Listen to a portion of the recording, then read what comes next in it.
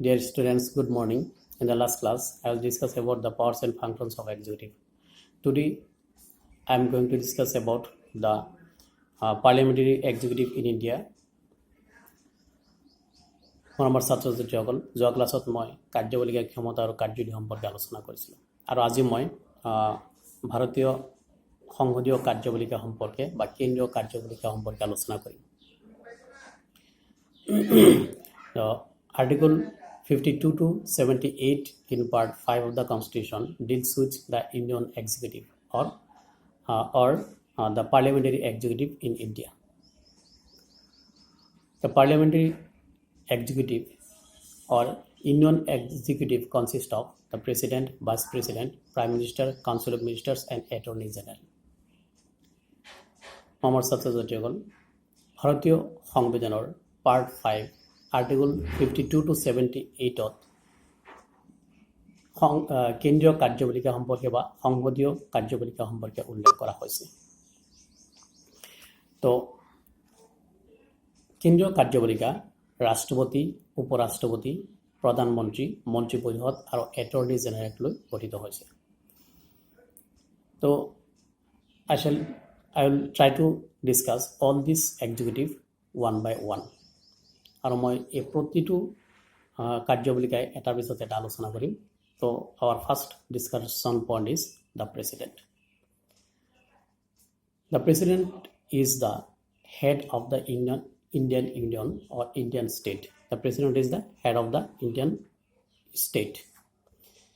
He is the first citizen of India and acts as a symbol of unity, integrity, and solidarity of the nation.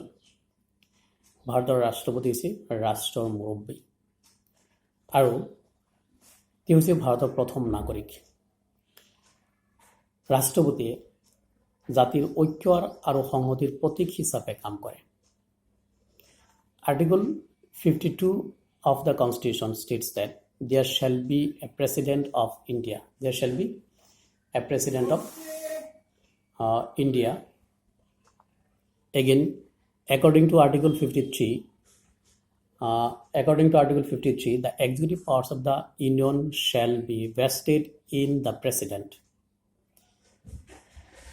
He shall exercise this power directly or through officers subordinate to him in accordance with the Constitution.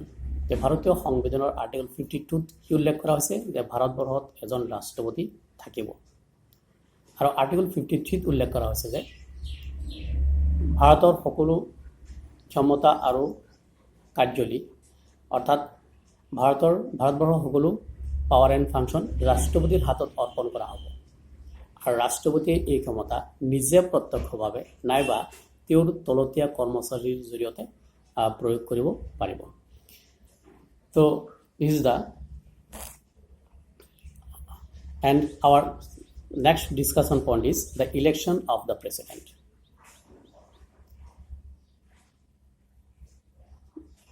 The president is elected not directly by the members of the people but by the members of electoral college consist of number one the nominated members of the both houses of the parliament. Number 2, the elected members of the both houses of the parliament.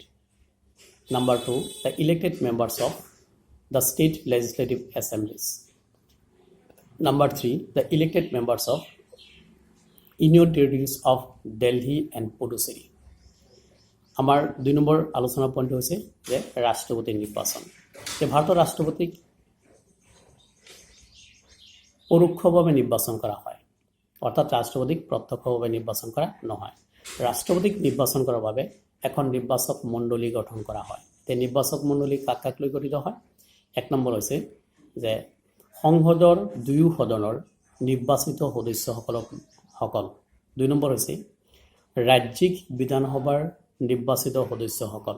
3 number হৈছে কেন্দ্ৰীয়শাসিত অঞ্চলৰ দিল্লী আৰু পণ্ডিচেৰীৰ নিৰ্বাচিত সদস্যসকল লগ লৈ নিৰ্বাচক মণ্ডলী গঠিত হৈছে। অৰ্থাৎ লোকসভা ৰাজ্যসভাৰ নিৰ্বাচিত সদস্যসকল, তাৰপিছত ৰাজ্যৰ বিধানসভাৰ সদস্যসকল আৰু দিল্লী আৰু পণ্ডিচেৰীৰ নিৰ্বাচিত সদস্যসকলক লৈ নিৰ্বাচক মণ্ডলী গঠিত হৈছে আৰু এই সদস্যসকলে নিৰ্বাচক মণ্ডলীৰ সদস্যসকলে ৰাষ্ট্ৰপতিক নিৰ্বাচিত কৰে। But you should remember one thing, that the nominated members of both houses of the parliament, the nominated members of state legislative assemblies, the members of state legislative councils, and the nominated members of union territories, that is the members of nominated members of Delhi and Puducherry do not participate in the election of the president.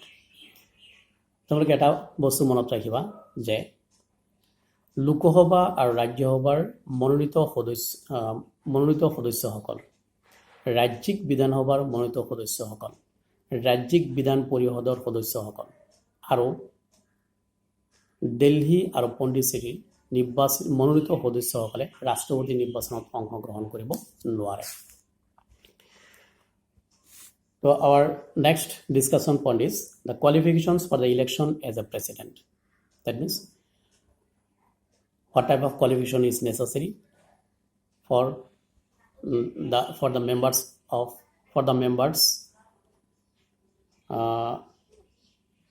president. The first qualification is he should be a citizen of India.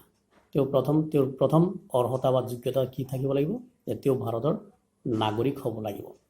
Second number is he should have completed 35 years of age. তেওঁৰ 35 বছৰ বয়স সম্পূৰ্ণ হ'ব লাগিব, অৰ্থাৎ 35 বছৰৰ তলত হ'লে তেওঁ ৰাষ্ট্ৰপতি পদৰ বাবে প্ৰতিদ্বন্দ্বিতা কৰিব নোৱাৰিব। Next number is he should be qualified for elections as a member of the Lok Sabha.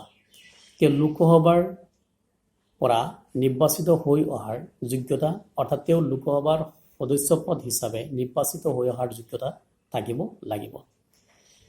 Next number is he should not hold any office of profit under the union government or state government or any local authority or any public authority. ৰাষ্ট্ৰপতি পদৰ প্ৰাৰ্থীজন তেওঁ কেন্দ্ৰীয় বা ৰাজ্য চৰকাৰৰ অধীনত কোনো লাভজনক পদত থাকিব নোৱাৰিব আৰু তেওঁ স্থানীয় বা অন্যান্য কোনো পদত লাভজনক পদত তেওঁ থাকিব নোৱাৰিব। So these are the qualifications for the candidates of president. Next number is term of president's office. The president holds office for a term of 5 years from the date on which he enters upon his office. However, he can be resigned at any time from his office by addressing the resignation letter to the vice president. Further, he can be removed from his office before the completion of his term by the process of impeachment. ৰাষ্ট্ৰপতিৰ পদৰ কাৰ্যকাল, ভাৰতৰ ৰাষ্ট্ৰপতিক 5 বছৰৰ কাৰণে নিৰ্বাচন কৰা হয়। কিমান বছৰ? 5 বছৰৰ কাৰণে নিৰ্বাচিত কৰা হয়। ভাৰতৰ ৰাষ্ট্ৰপতিয়ে তেওঁ ইচ্ছা কৰিলে যিকোনো মুহূৰ্তত উপৰাষ্ট্ৰপতিৰ ওচৰত পদত্যাগ পত্ৰ দাখিল কৰি তেওঁ পদৰ পৰা অব্যাহতি ল'ব পাৰে। ইয়াৰ উপৰিও ৰাষ্ট্ৰপতিৰ কাৰ্যকাল শেষ হোৱাৰ আগতে তেওঁৰ বিৰুদ্ধে মহাভিযোগ উত্থাপন কৰি তেওঁক পদৰ পৰা অপসাৰণ কৰিব পাৰি। Again the president is eligible for re-election to that office. আকৌ ৰাষ্ট্ৰপতিজন কি তেওঁ এই পদটোৰ বাবে তেওঁ পুনৰ প্ৰতিদ্বন্দ্বিতা কৰিব পাৰে। Our next discussion point is the powers and functions of President of India. That means in the next video I will discuss about the powers and functions of President of India. Thank you.